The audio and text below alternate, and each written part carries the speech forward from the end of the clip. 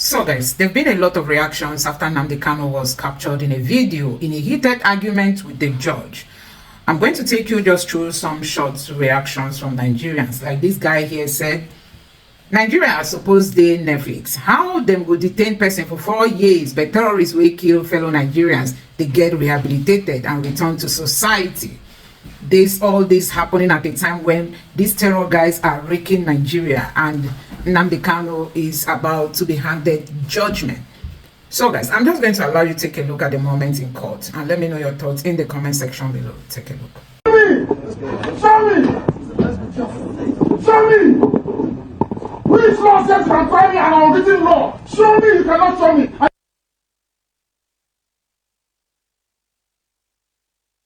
You're a judge. You claim you're a judge. You don't know law. You don't know law. Nonsense! Where is the family address? Where is it? Which law gave you the right to go to my family address? Which law gave you the right? This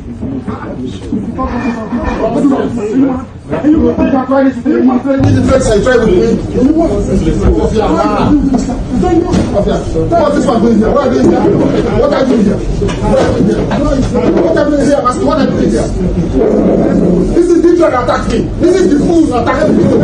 That's the idiot. That's the fool. That's the fool.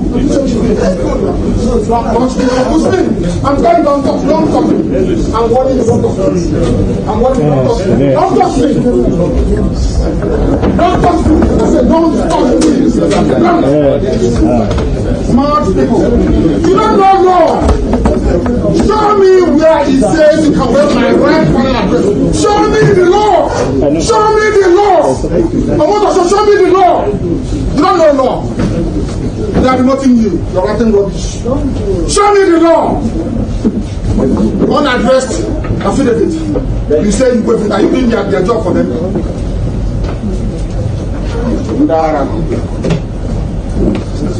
God will punish you now and forever. Any judgment, let it be on record. Any judgment in this court is rubbish. Ask him where is the law. Ask for Omotosho, where is the law? Where is the law? Nonsense. 35(4) and 36(12) of the Constitution of the Federal Republic of Nigeria, 1999, amended. Sections 158, 162, and 165 of the Administration of Criminal Justice Act 2015, and under the inherent jurisdiction of this very noble court, I am praying, my Lord, for an order admitting me on bail, the defendant applicant to bail on liberal terms, pending the determination of the invalid charge presently before this court, and order, my Lord, declaring that the continued detention of the defendant applicant, my humble self, in the absence of a valid subsisting charge under a written law in force, is unconstitutional, null and void, my Lord, and for any other orders that my noble Lord may deem fit to make under the circumstance. This is supported by an affidavit of 9 paragraphs deposed to by Prince Emmanuel Kanu, and also by a written address which I urge my Lord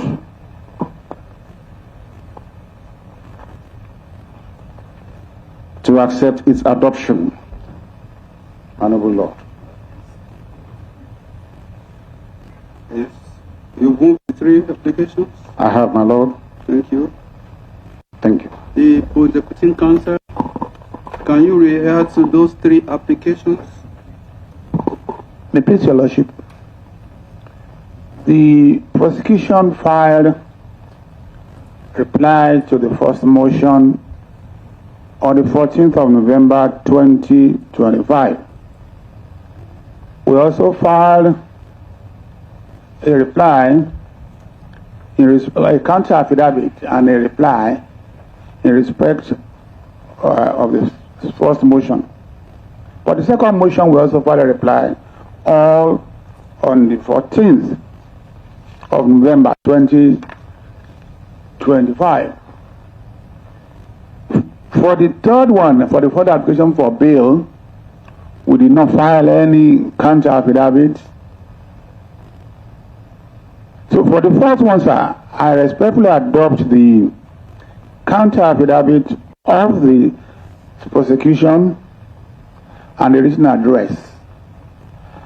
And we urge your lordship to dismiss the application because it's a regurgitation or repetition of the well-worn argument that the counts which the defendant pleaded to are unknown to law.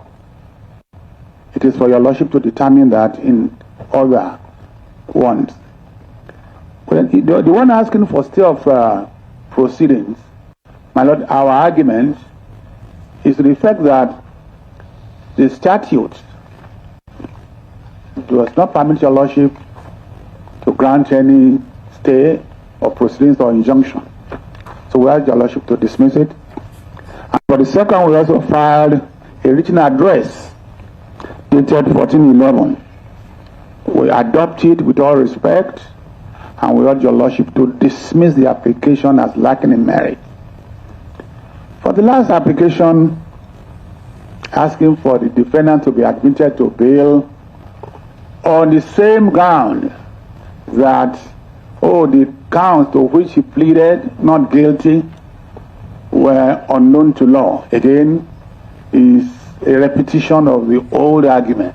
It is for lordship to determine whether the laws were valid, whether his plea was valid, and whether he is answerable to the law when he committed the terrorism acts. The terrorism acts he committed was... Please, So we urge your lordship to dismiss the application. On the other ground is also to the fact that the applicant has another pending motion filed in March, in April 2025, asking for the same relief, bail.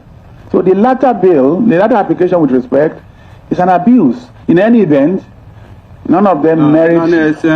We urge your lordship to dismiss it. Please, let's save the time of the court. We are praying your lordship to dismiss all the applications because they lack in merit and do not deserve any consideration at all. Thank you, my lord. Thank you, sir. Defendant, you have one or two words to say?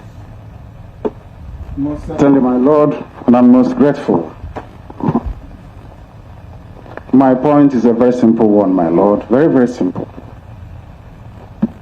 My charge sheet, as presently constituted, does not reveal or disclose any written law in Nigeria as at this very morning. Thank you. It doesn't exist, my lord. And very finally, I think it is very, very important that I allude to what my lords...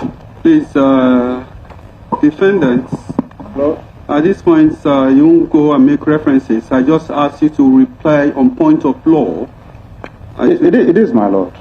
I'm trying to explain exactly what the point of law is all about. We respect what you have just said. Yes, let me hear the point of law.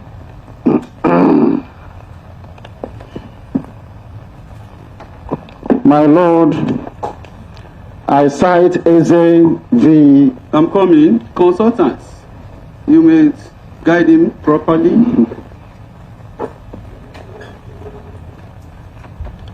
Thank you. Let the consultant sit with his client.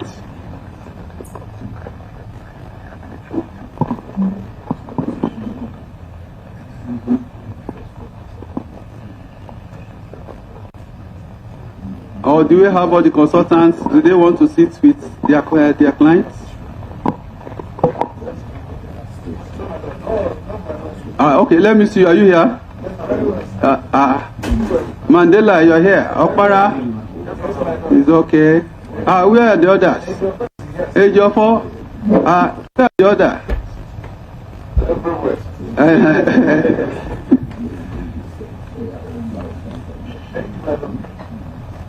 Yes. You just have 2 minutes for this.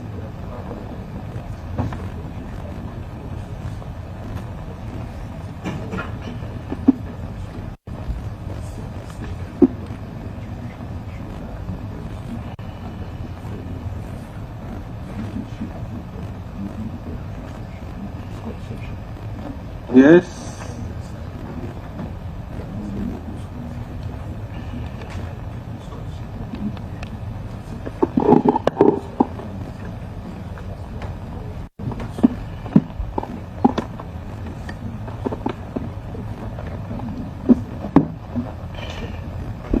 Yes, up 2 minutes for this. Thank you, my Lord. I'm most grateful. Once again, I will start with the bail application that I made. Since he did not file any counter affidavit, my Lord, he is in effect conceding. And I expect that this very application should be determined based on the affidavit that I filed. You may sit down. And on the issue of stay, my Lord, once a matter borders on jurisdiction, stay can be granted. Once it is a jurisdictional matter, stay can be granted. What I'm asking for is for a referral, my Lord, to the appeal court for the determination of these very key issues. And also, I reiterate that AJA is not superior. It is not superior to the Constitution of this very country, and an established jurisprudence as determined by the Supreme Court that stays can be invoked insofar as the issue borders on jurisdiction. And my Lord, this is very, very critical.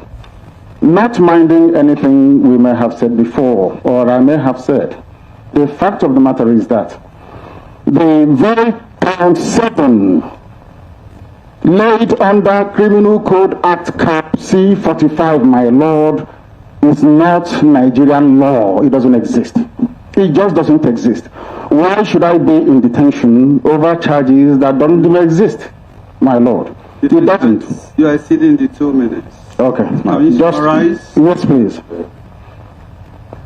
So guys, there have been a whole lot of reactions as regards to Nnamdi Kanu's judgment. You know, I went to the live session trying to look at some of the chats, some of the reactions from Nigerians. I see people writing, he should be jailed. He should be jailed for being a criminal. He's a criminal because he's asking for Biafra. I think jailing Nnamdi Kanu might even make Biafra to come quick, you know, because you can't tell us that at the rate at which terrorists are invading Nigeria, capturing people and destroying lives, and somebody whom you have never found with a gun, you want to jail him. Like people will say they explain Nigeria for you. If you understand it, then you must be applauded, because every day is a drama in this country. Tell me how at the wake of terrorists trying to kill everybody, you want to jail Nnamdi Kanu for being a secessionist, for asking for Biafra. They are even linking all what happened during EndSARS to him, as if he was in Lagos instigating people to kill. Now, these terrorists that are, oh God, something is really, really so wrong with this country. Now, let me just read some reactions here. Like this person say, if you want to sentence someone as a judge, you shall, you say in violation of section, blah, blah, blah, or subsection, blah, blah, blah, of whatever law you have found, you have been found guilty, and hereby sentence the person to blah blah blah years in prison and sentenced to death. And Nnamdi Kanu is telling the judge to do that. He should do it. Okay, now I even understand. You know, a whole lot is happening here. A whole lot is happening here. You know, so Nnamdi Kanu is actually telling the judge to do the right thing. Tell him on which law are you basing your judgment, or just out of sentiment you want to jail me. Tell me. This man says, seriously, though all he did was agitating for his own country, free the dude. Let's be civil and give them a referendum and let them decide if they still want to be part of Nigeria. In fact, let's give every region the choice. Democracy, but you are locking up dissenting voices. This person say it has become a norm for Nnamdi Kanu to be teaching these people law every day, yet they never learn anything. Free this man before the US turn attention on this case. Umu government way no get sense. We are watching. Nigeria is cooking another civil war, which we never end. Honestly, that's just what is happening. Another civil war looms. You know. When Nnamdi Kanu said the court lacks jurisdiction to try me, he's making a legal argument, not about guilt or innocence, but about whether the court even has the power to hear the case at all, if the offense isn't properly defined, or if the law being used is unconstitutional.